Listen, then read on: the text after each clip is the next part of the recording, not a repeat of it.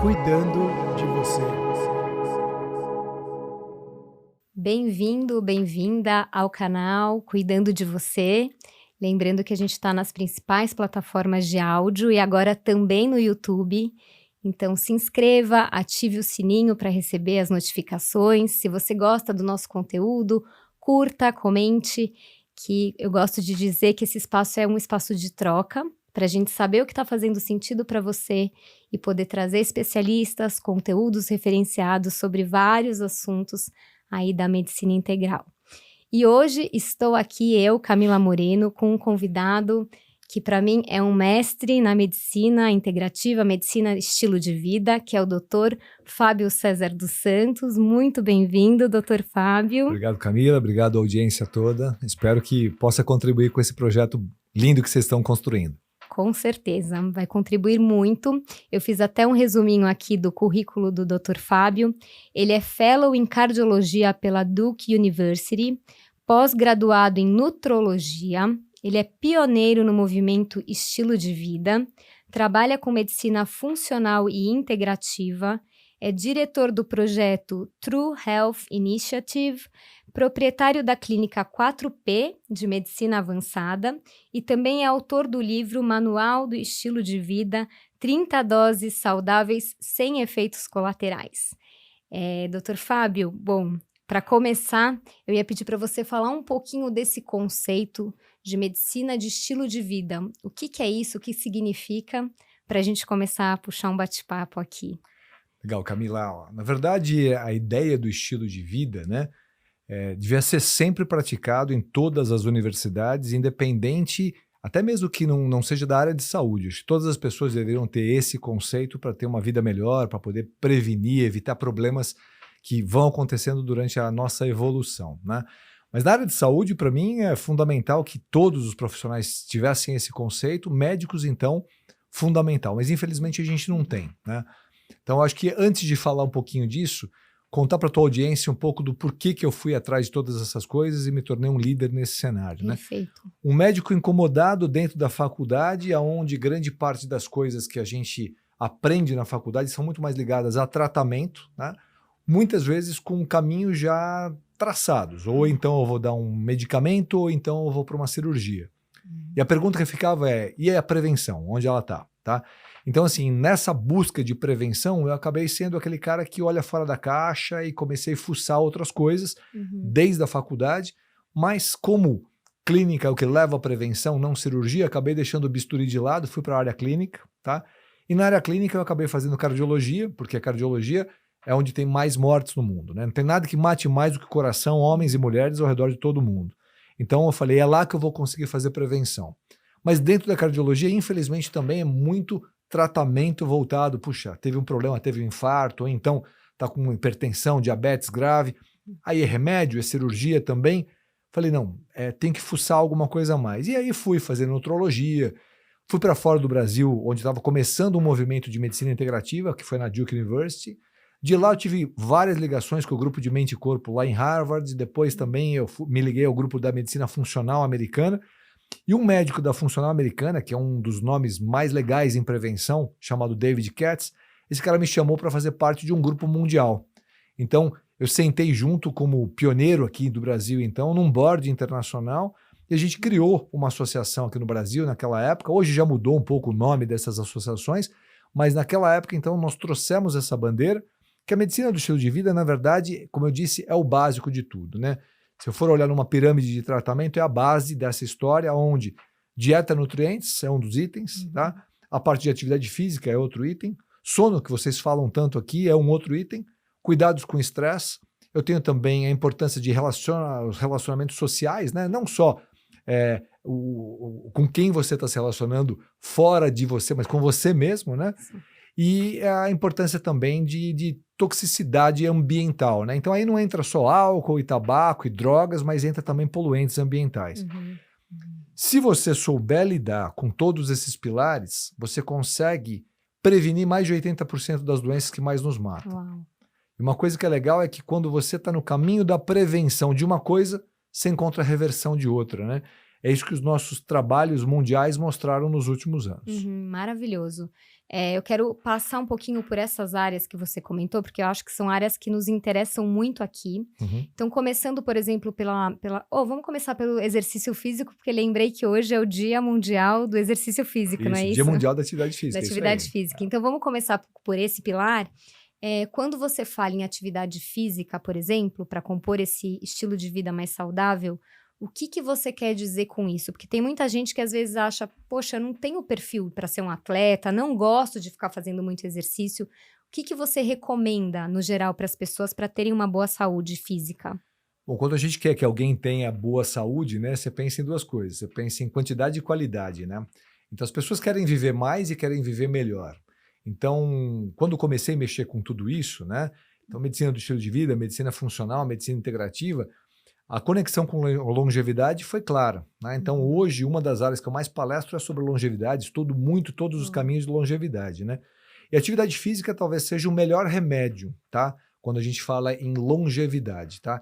É difícil encontrar alguma coisa que sirva para todas as doenças crônicas mais poderoso do que a atividade física. É difícil. No passado, a gente tinha uma ideia de que a pessoa está doente, toma cuidado com a atividade física, né? Hoje, na verdade, é difícil te falar qual doença eu vou falar, não faça atividade física, tá? Como prevenção e até como tratamento, tá? É óbvio que existem alguns casos que você diz, tome cuidado. A gente tem um mínimo para fazer, mas a gente não tem um máximo, tá? O mínimo que as associações mundiais recomendam é cerca de 150 minutos de uma atividade física semanal. De preferência, você conseguir 150 minutos de atividade aeróbica. Estou falando de 30 minutos de uma caminhada, uma bike, uma esteira, tá? 30 minutos, 5 vezes na semana, eu tenho 150 minutos aí. E mais 2 ou 3 dias de atividade resistida. Então, musculação é o melhor exemplo. Mas assim, você tem outras atividades, hoje tem tanta coisa rolando, a pessoa faz beach tênis, nada, tá? Faz bike indoor, luta, dança, tá? Tem coisas maravilhosas. Eu digo assim, a melhor escolha para você é aquela que você mais gosta ou menos gosta, tá? E a que fica mais prática para você. Mas o que é mais prático no dia a dia é ter uma academia perto de casa, né? Ou então ter uma academia no seu condomínio. Então muitas pessoas acabam encarando isso aí. E assim, temos dados fantásticos, se a gente tiver tempo aqui para falar, mas do sedentarismo em relação a uma sobrevida, né? Então, N estudos mostram que quanto mais horas sentados você fica, maior é a sua mortalidade, né? Então, não é só exercício físico, mas é movimento também, tá? Perfeito esse ponto. Então Perfeito. é levantar e caminhar, e a gente fala que pelo menos 6.000 passos por dia para te tirar do sedentarismo, mais 10.000 passos por dia para te deixar ativo, né? Então se você consegue, né, que seria o must aí, né? Você consegue andar bastante e ainda praticar algo que você gosta, você vai modificar muitos caminhos de saúde e doença. E eu acho que tem um fator que vai estar permeando tudo que a gente falar aqui, que é um pouco das mudanças de hábitos que a gente tem que fazer para melhorar esse estilo de vida. Então, eu fico pensando, eu não subo mais de elevador. Eu moro no primeiro andar, mas é como se fosse no quarto, né, no meu prédio. Então, fazer, às vezes, alguma mudança na tua vida, né, em vez de subir de elevador, eu subo de escada, ou em vez de pegar o carro para ir até a esquina, na farmácia, eu vou caminhando. Tudo isso é a vida em movimento, né, que pode muito contribuir, como você está falando. Não, fantástico, fantástico. Tem só para completar um estudo que saiu recente, 120.000 casos foram avaliados, é um estudo retrospectivo. Então, de vários outros estudos que tinham sido feitos, e o assunto era depressão, já que saúde mental hoje é o tópico, né? E aí eles compararam o quê? O que será que foi melhor, né? Colocaram frente a frente remédios, tá? Então medicamentos antidepressivos, psicoterapia e atividade física. E a atividade física foi 1,5 vezes superior aos outros, né? Isso eu falo, ontem eu atendi uma psiquiatra no consultório. Eu perguntei para ela falou, remédio? Eu falei, não, foi atividade física, né? Mas o que eu falo é, a gente não tem que desprezar o remédio e a psicoterapia, tá? Claro. Mas a gente tem que incluir a atividade física.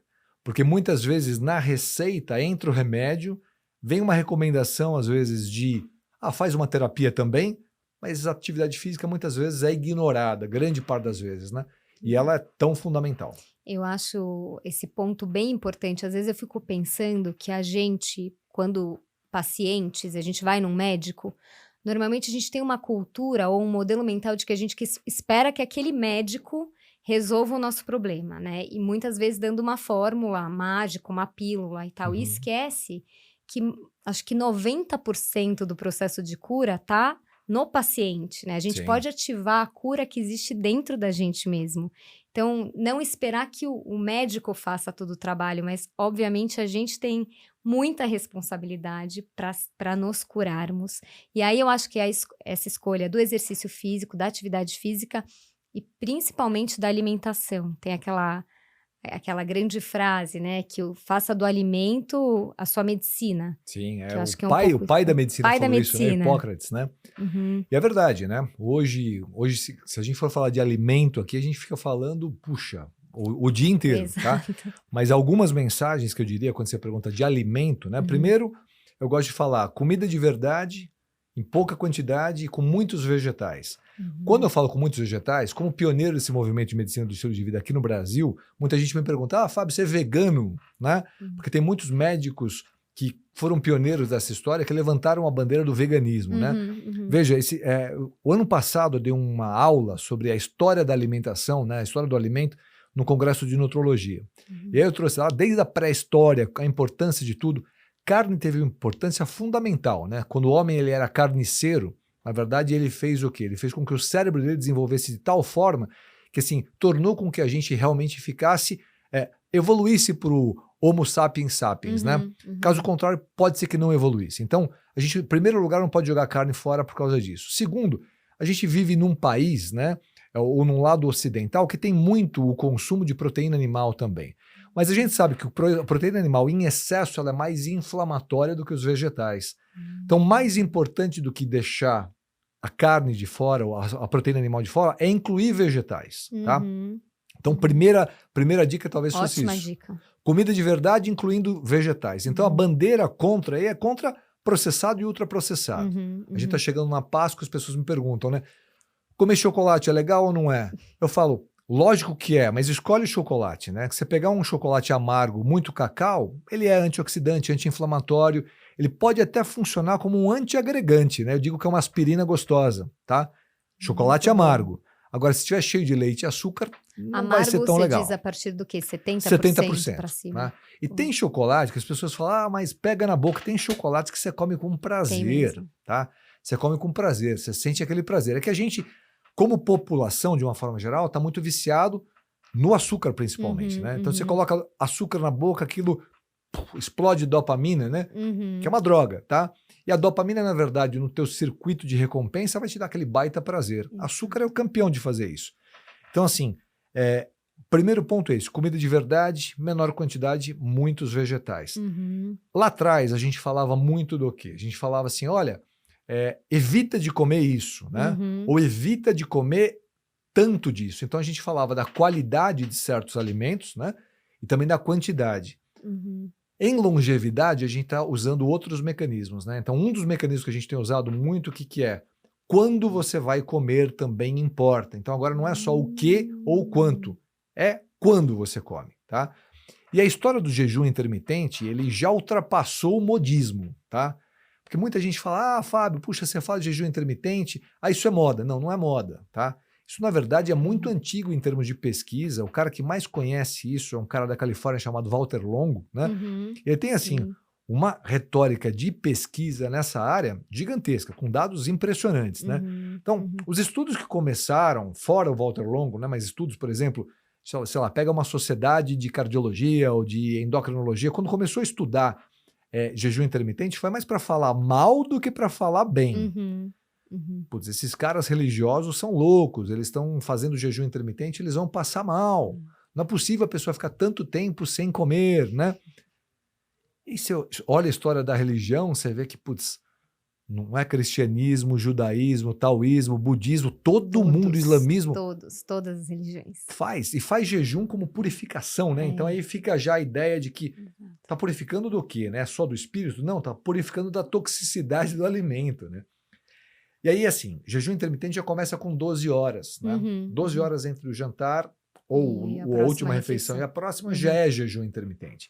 Mas tem vários modelos, não vou ficar mergulhando nisso, mas a importância aqui, eu falei de pouca quantidade, que é a restrição calórica, eu falei do jejum intermitente, tanto um quanto o outro ativam os chamados caminhos da longevidade, né? São moléculas de longevidade. O que a gente aprendeu com todos esses estudos ao longo dos anos é o que, quando você oferece dificuldades para o seu organismo, tá? Ele cria caminhos de sobrevivência, tá? Então, teoricamente, passar um pouquinho de fome faz bem para você. Então, quando você está sempre super alimentado, você está, como dizem aqui no Brasil, principalmente no interior, né? Você está enfastiado, né? Esse cara está inflamado, tá? Ele pensa mal, ele processa mal, tá? A energia dele não está adequada.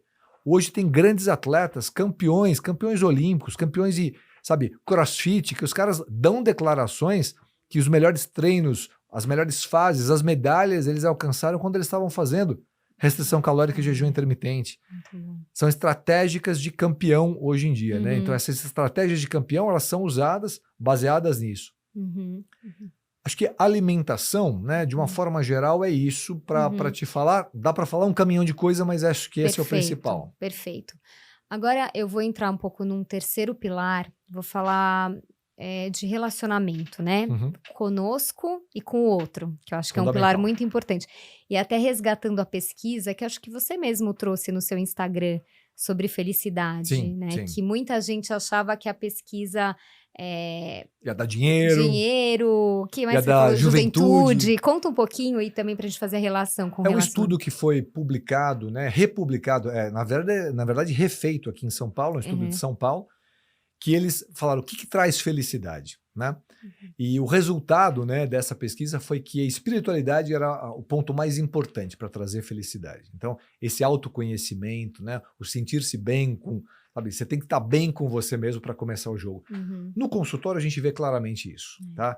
Eu atendo pessoas que são extremamente abastadas, sabe? Pessoas que estão muito bem de vida, milionários, mas que estão extremamente insatisfeitos, infelizes, né? Então, assim, é difícil chegar para uma mulher como você e falar assim, olha, dinheiro e juventude não traz felicidade? Qualquer mulher vai falar assim, eu quero ficar. E veja, eu acho que também traz. Então, a ideia do estudo, daí fala, não, isso não trouxe, não traz infelicidade, pessoal, não acredito que traz infelicidade. Sim. Mas talvez a maior das felicidades, que tem aqueles níveis diferentes, né, de felicidade, talvez essa felicidade real, a espiritualidade, conhecer a si mesmo e poder se relacionar, né? E assim, tem um outro grande estudo para fazer um paralelo, que é aquele estudo de Harvard, que já está na mais da oitava década, né? Também, né? Que fala da felicidade envolvendo os relacionamentos, né? Então, assim, a grande conclusão que eles chegaram, que parece que o que mais traz felicidade é realmente você poder se relacionar bem, ter amigos e dar um suporte, né? Eu acho que como suporte, quando você pega as famílias ao redor do mundo, né? Daquele grupo das Blue Zones, né? Então, o que trouxe aquelas pessoas serem mais longevas, né? O grupo da National Geographic, aliás, esse grupo que você colocou, que eu sou diretor nacional, que chama-se True Health Initiative, são dois criadores, né? Um é o David Katz, que é o cara criador aí desse movimento em medicina do estilo de vida. Na verdade, não criador, mas foi um cara que deu um tom diferente para a história, tá? Ele acho que levou um pouco mais para o mundo que era um movimento pequeno e ele realmente engrandeceu depois da entrada dele. Ele juntou com um cara chamado Dan Bittner, né? Que o Dan Bittner, ele tinha uma relação, um antropólogo, uma relação estreita com a National Geographic. Aí eles pegaram um barquinho deles e foram em cantos diferentes do mundo onde as pessoas viviam mais. E esses cantos diferentes eles chamaram de Blue Zones, né? E Blue Zones, as pessoas estão felizes porque esses pilares, eles são poderosos, tá? Porque elas estão comendo bem, porque elas se exercitam, porque elas dormem bem, porque elas cuidam de estresse e elas vivem em comunidade, tá? Também, falar disso, puxa, tem tanta coisa legal para contar, sabe? Grupos mundiais que, por exemplo, todo mundo morria numa determinada região e de repente falava, ué, tá uma zona vermelha aqui, todo mundo morrendo, o que aquela cidadezinha tem lá, né? Tem um fenômeno chamado fenômeno de Roseto, tá? Roseto é uma cidade de italianos, tá? Na região de Pensilvânia. Na época que todo mundo estava infartando e morrendo, o pessoal de Roseto não morria. Foram ver o que acontecia, os caras estavam vivendo em comunidade, todo mundo feliz, tá? E na felicidade tinha também comida, mas tinha comida com moderação, tinha bebida com moderação, né? Eram italianos, tomavam vinho, né? Então não é dizer, né? Puxa, sabe? O álcool é um crime, né? depende o contexto social, né? Agora, se eu estiver bebendo excessivamente, bebendo bebidas mais fortes, em grande quantidade, diariamente, né? Isso pode causar prejuízo. Mas aquela comunidade pode ser um dos fatores que trouxe a felicidade para eles e viver em comunidade era um elo de comunidade e trazia para eles longevidade. Ótimo. Você até comentou agora de questões, né, ligadas à depressão e tal. Como que você acha que tudo isso, então, exercício físico, alimentação, se a gente for pensar, o sono também, eu quero até que você depois fale um pouquinho sobre o Sim. sono. Como que isso pode ajudar as pessoas a adoecerem menos mentalmente? Porque eu sei que todos esses fatores têm influência direta com as doenças da mente também. Então, eu queria te ouvir um pouco em relação a isso, né? Como que a gente faz para efetivamente ter uma saúde da mente sem precisar de tantos medicamentos, nem de muitas psicanálises? Eu acabei de falar da atividade física, desse Uhum. estudo, né? Você me pergunta, Fábio, qual que é o mecanismo que a atividade física pode agir, né, bioquimicamente, biologicamente, para evitar depressão, por exemplo, né? Tem caminhos anti-inflamatórios e antioxidantes bem determinados, trilhas bem determinadas pela atividade física. E tem outras drogas, suplementos, condutas que também fazem isso. Por exemplo, tem um mecanismo que é ativado pela atividade física chamado mecanismo dos Heat Shock Proteins, HSP, né? Uhum. E o HSP, quando ele está ativo, tá? Ele faz com que o teu organismo ele possa lutar por sobrevivência, né? E é como se ele tentasse arrumar a casa, tá? Tem um outro Perfeito. mecanismo antioxidante, aí é um papo mais de médico louco aqui, né? Mas é dependente de uma enzima chamada superóxido dismutase, onde o manganês é importante, tá? Por isso que a gente gosta dos minerais, das vitaminas e faz uma medicina muito bioquímica, tá? Uhum, Essa uhum. medicina que eu faço, ela é bastante bioquímica, valorizando muito o que tem dentro de você. Vitaminas, minerais, aminoácidos, hormônios, Uhum. tudo em equilíbrio vai te trazer saúde. Uhum. Então, aí eu faço uma conexão direta. Você imagina que a atividade física e todas essas outras atividades, um sono adequado, uma alimentação adequada, vão trazer principalmente para você um negócio, vão trazer um equilíbrio inflamatório, tá? Vivemos em um mundo inflamatório, vivemos em um mundo oxidado, tá? Então, o que você tem que fazer? Tudo é equilíbrio, né? Então, dentro do teu corpo tem sistemas que são inflamatórios e anti-inflamatórios, Uhum. oxidantes e antioxidantes, pró-coagulantes ou anticoagulantes. O que a gente quer? A gente quer, na verdade, um equilíbrio. Uhum. A inflamação faz mal? Não, eu inflamo para poder sobreviver. Se essa plataforma tivesse quente aqui, eu colocasse o meu dedo, tá? Eu arranco o meu dedo rápido porque deu um reflexo que aquele tecido machucou e inflamou. E a inflamação que acontecer na ponta do meu dedo vai deixar com que ele, nas próximas horas ou nos próximos dias, cure. Uhum. Então, por isso eu quero inflamação, tá? Sim. O que aconteceu com o Covid, por exemplo, tá? Um vírus entrava no seu corpo e ele decretava o quê? Decretava uma explosão inflamatória, tá?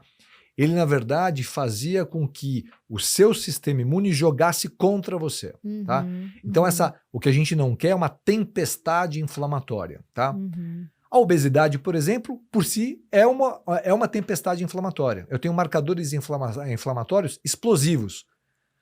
Ah, então agora eu consigo entender porque que o obeso ele é mais deprimido. Ele não está triste só com o espelho, ele está inflamado, tá?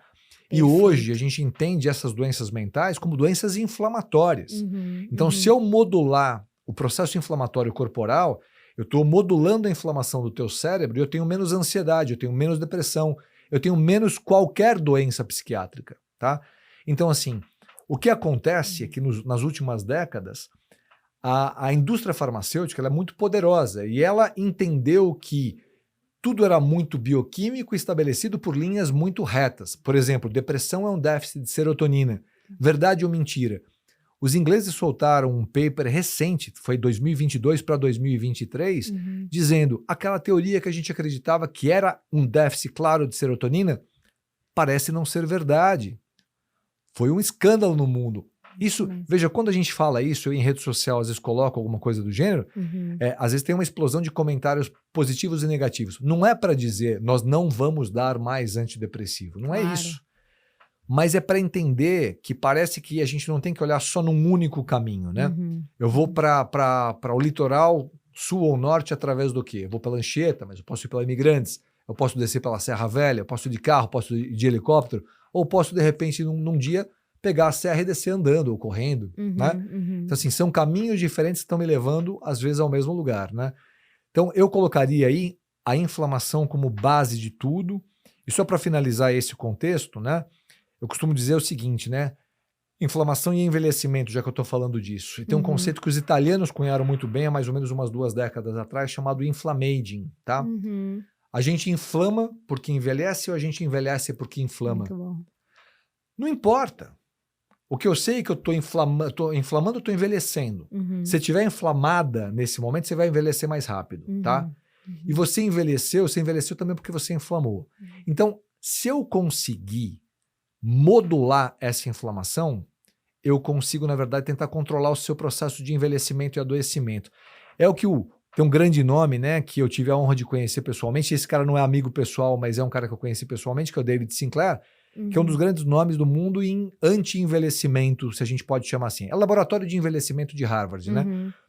E o Sinclair, na verdade, é autor de um grande livro sobre isso, né, nesse segmento. Hoje, o que ele fala muito, né, que a gente palestra muito sobre isso e também comenta nesse aspecto. Existem várias teorias de envelhecimento, né, de radicais livres, de mutação de DNA, várias teorias. Mas há umas 2 décadas atrás também, um pouquinho menos do que isso, os pesquisadores falaram assim, espera um pouquinho, pessoal, tá tudo muito confuso. Vamos tentar pegar a tua teoria, a minha teoria, essa teoria, colocar tudo junto. E eles chegaram a um consenso, tá? Tem um negócio hoje chamado Hallmarks of Aging, né? Esses marcadores do envelhecimento, quando eles conseguem ser modulados, você consegue fazer o quê? Diminuir a velocidade do envelhecimento. Com isso, você consegue retardar o adoecimento e, com isso, você consegue enganar a morte, tá? Nossa. E é o que os grandes nomes hoje da tecnologia, por exemplo, Jeff Bezos botou $300 milhões, ele com os amigos deles, numa startup, onde tem um japonês chamado Yamanaka, né, que ele desenvolveu, na verdade descobriu, né, alguns fatores que ele consegue fazer o quê? Pegar uma célula, no caso era um fibroblasto, né, mas era uma célula que já se desenvolveu, já se diferenciou, e ele, com algumas mudanças genéticas, ele fez com que aquela célula, ela voltasse a ser uma célula tronco, tá? Fábio, então quer dizer que eu consigo reverter o processo do envelhecimento? Os caras de Harvard, os caras do MIT estão trabalhando com ratos. Rato cego voltou a enxergar. Lesões obstrutivas em coronárias no coração, elas desbloquearam. Então esses caras estão fazendo coisas em animais de experimentação que estão na bancada, mas estão chegando. E cada vez mais rápido, Camila. Então assim, falei muito, né? Você me perguntou, eu falei demais. Perfeita a sua colocação, muito boa. Mas de inflamação, muito boa. Eu acho que inflamação. E eu acho que assim, o estresse, ele deve propiciar muito. Eu tava vendo que o estresse, ele não é uma coisa ruim, né? Que tem o estresse que é bom, que é o nosso... E cada um tem um limiar, para saber se o estresse já ultrapassou esse limiar ou não.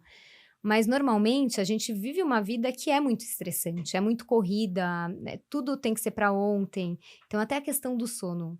A gente brinca aqui que agora a gente está revisando isso, porque antes sono era perda de tempo, né? E hoje a gente vê que absolutamente não, que o sono, ele é qualidade de vida, ele é longevidade também. Então, a gente tem que revisitar alguns conceitos que a própria sociedade impõe, a gente é criado dentro desses conceitos, eles estão muito internalizados.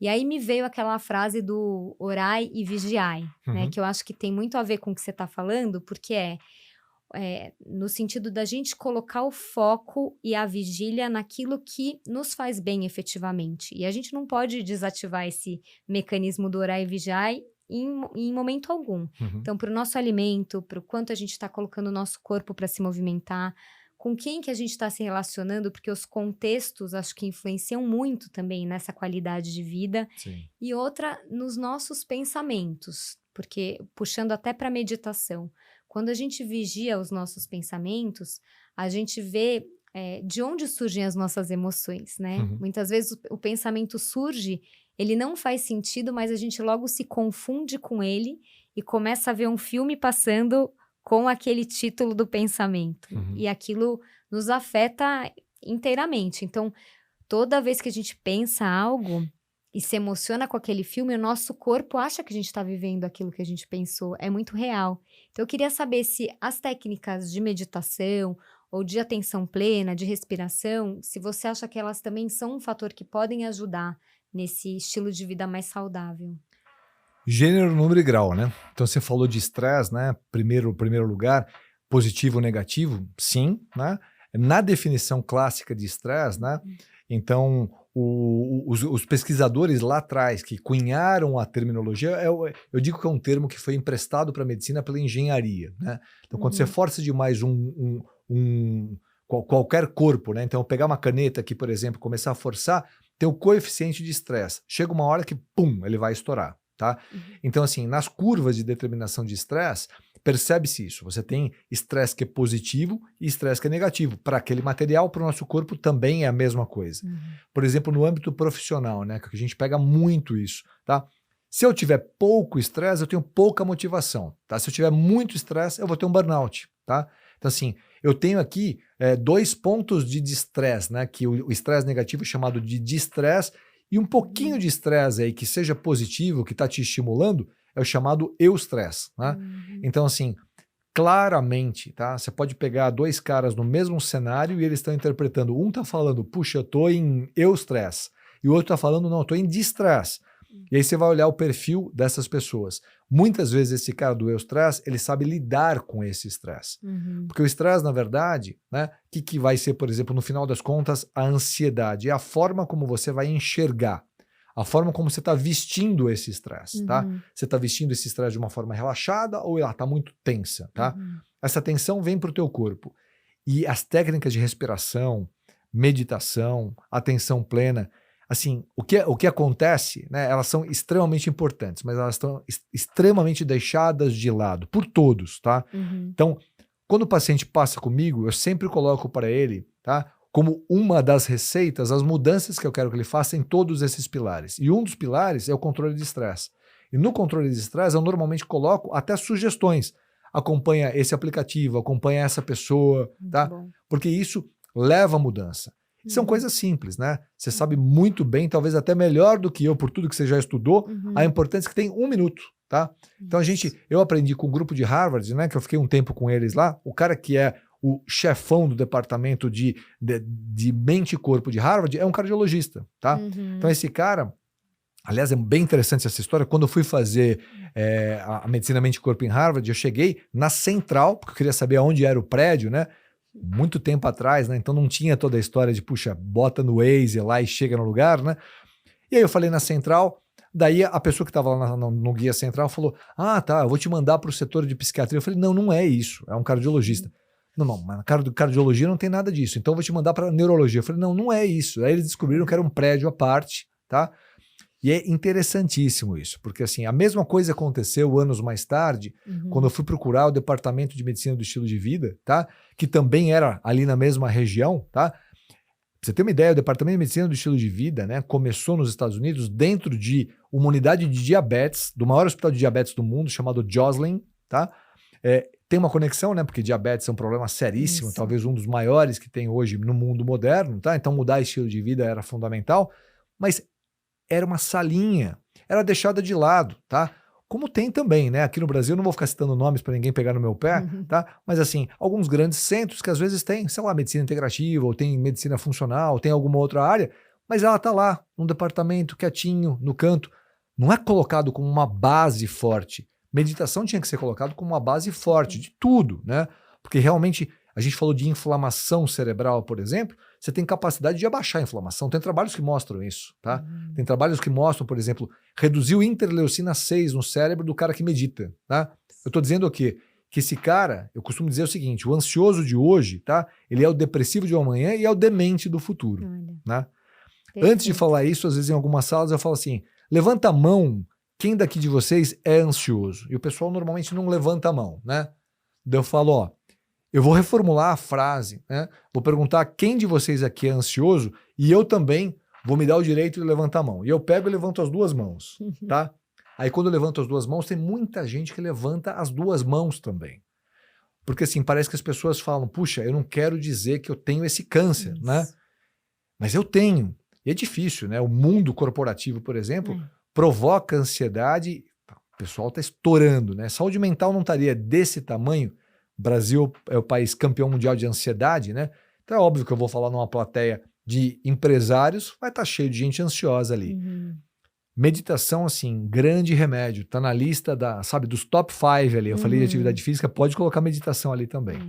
E eu acho que a gente não tem tanto tempo, mas eu queria só trazer mais um tema que eu acho que tem muito a ver com isso, que é o tema da epigenética. Sim. Porque muitas vezes hoje, quando você vai para alguns contextos e vê as pessoas adoecidas, tomando muito remédio e tal, às vezes elas respondem assim, para mim não adianta, porque assim, meu avô teve, meu pai teve, ou minha mãe teve, então eu tenho também, né? E relacionam muito com a genética. E é claro que eu sei que a genética é um fator importante, mas eu queria que você falasse um pouquinho disso. Quanto que é realmente genética, o quanto que é contexto e estilo de vida, para a gente lidar com coisas que podem não afetar tanto a nossa saúde como os antepassados. Prometo que eu vou ser mais rápido aqui e falar um pouquinho do sono também, né? Perfeito, que vocês falam tanto, né?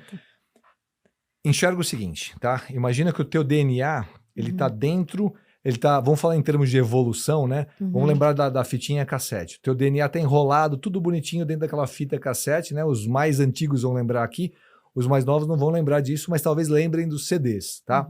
O material genético ele é guardado de uma forma preciosa dentro de você, tá? Então, assim, aquilo é genética, tá? Agora, quando você desenrola aquela fita, né? Então, a gente ficava bravo quando estava tocando uma música lá e de repente desenrolou tudo, né? Você tirava, estava enrolado no cabeçote, atacaram a tua genética, tá? Ou então, quando você tinha um CD e que o CD estava riscado, aí você estava escutando o CD numa boa, de repente ele pulava ali, né? Então, o que é o riscado no meu CD? É o meio ambiente atuando em cima da tua genética e destruindo você, tá? Então, assim, quem somos nós? Nós somos um bando de genes que vieram dos nossos antepassados, não só dos nossos pais, mas dos nossos antepassados. Nós somos a microbiota que está dentro do nosso organismo, a bicharada que está aí dentro, agindo com essa genética e sofrendo uma influência de todo o meio ambiente. É o que você come, o que você respira, é o raio solar, é N coisas, o que você passa na pele, tá? Tudo isso tem uma interação e esse conjunto chama-se epigenética. É mais importante do que a genética. No meu livro tem um capítulo que eu coloco lá, filho de peixe nem sempre peixinho é, tá? Então você pode modificar o teu destino para o lado positivo ou para o lado negativo. E desculpa que você perguntou de sono lá atrás, eu acabei falando do estresse, não falei do sono, né? Sono é um pilar fundamental, fundamental. Estudos incríveis mostram, né, que quantidade e qualidade de sono são importantes, tá? Eu vou citar um estudo muito recente para vocês aqui, tá? Mas assim, o que a gente sabe, dormir entre 7 e 9 horas, de boa qualidade, esse cara normalmente vai viver mais, tá? Harvard acabou de soltar um estudo falando sobre isso. Os homens viveram 4,7 anos mais, as mulheres 2,4 anos mais, tá? Que fizeram o quê? Dormiu entre 7 e 9 horas, tá? Eles não tinham 2 dias da semana que eles demoravam para dormir. Eles não tinham 2 dias para semana que eles acordavam à noite e ficavam com dificuldade em manter o sono, tá? Eles tinham pelo menos 5 dias na semana que eles acordavam e falavam, tô reparado, né? Sono reparador, 5 dias então eles tinham que ter, e esses caras não dependiam de remédio para dormir, tá? Esses caras então tiveram um aumento de vida e melhor, tá? 30% deles tiveram menos mortes gerais e quase menos 20% de mortes cardiovasculares, tá? Isso é um estudo de Harvard que foi apresentado no American College of Cardiology, né? Então, assim, a cardiologia é uma das áreas, até por isso que talvez eu tenha escolhido lá atrás, mais fortes da saúde, né? Em termos de pesquisa, tá? Então, assim, o que é falado lá tem muito peso. E eles começaram, alguns anos atrás, não falar só, sabe, de fatores de risco, mas eles colocaram alguns fatores que seriam essenciais para a vida, tá? E aí começaram a falar da alimentação, da atividade física, tá? Ainda não colocaram de uma forma tão clara sono e estresse. O sono entrou agora, tá? Por isso tem esse estudo do sono. E o estresse é a próxima pílula dessa história, porque eles tiveram dificuldade de contextualizar o que era estresse e que tipo de pessoa que ele ia entender, o ansioso ou o depressivo, ou sei lá o que seja ali, né? Mas assim, dormir bem, né? E dormir bem o que é? Respeitar o horário que você vai deitar e acordar, a cronobiologia, tá? Tentar eliminar eletromagnéticos aí do seu lado, tá? Então escurecer o teu quarto, tá? Pouco som, se precisar usar venda, se precisar usar um protetor auricular é interessante para você dormir melhor, né? Que a gente chama de higiene do sono. Atividade física ajuda muito o sono. Evitar cafeína depois das 13 horas ajuda muito o sono, tá? Evitar muitos cochilos. Um cochilinho depois do almoço é positivo, mas cochilo grande não é legal. E cama, pessoal, para encerrar aqui a parte do sono e talvez encerrar tudo, né? Cama para dormir e para sexo, tá? Não é para ficar comendo pipoca, né? Assistindo Netflix na cama. Vai assistir na sala, né? E se for comer pipoca, não come pipoca doce, come pipoca sem açúcar. Maravilhoso. E até para você que está nos ouvindo, nos assistindo, a gente fez uma live sobre o sono, em que a gente entrou bastante nessa questão da higienização do sono com o Dr. Geraldo Riso, que está no nosso canal do YouTube. Então, se você quiser se aprofundar nessas dicas aqui que o Dr. Fábio trouxe, tem o nosso vídeo aí no canal do YouTube. Dr. Fábio, muitíssimo obrigado pela sua participação aqui. Acho que esse é o primeiro de alguns que podemos fazer juntos aqui, de alguns podcasts, porque tem bastante coisa, tanto do seu livro, quanto do seu canal do YouTube, do canal do YouTube e do Instagram, que eu assisto direto e me alimento muito dessas informações. Acho que a gente precisa de pessoas como você, que tragam informações de base e dicas práticas para as pessoas conseguirem conciliar com o estilo de vida delas. Legal. Então, para fechar, eu vou pedir para você dar uma mensagem final sobre essa questão do estilo de vida. O que você diria aqui para os nossos ouvintes ou telespectadores?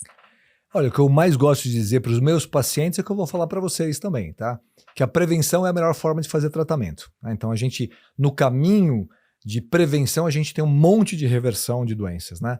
E prometo para você ficar melhor nas redes sociais aí. Na verdade, eu estou tentando dar uma repaginada em algumas coisas, né? Hoje eu sou mais ativo no Instagram, mas a gente precisa ativar melhor o YouTube, fazer outras coisas também. Eu estou nesse momento fazendo isso. Tem alguns projetos que eu estou envolvido que fazem para o que vocês estão fazendo, então vamos trocar figurinhas. E para vocês que estão assistindo, vá lá no Doutor Estilo de Vida, mas escreve Doutor, não é DR, Doutor Estilo de Vida, e aí você vai me encontrar lá no Instagram. Muito obrigada, Dr. Fábio. Obrigada a você que nos acompanhou aqui no canal Cuidando de Você.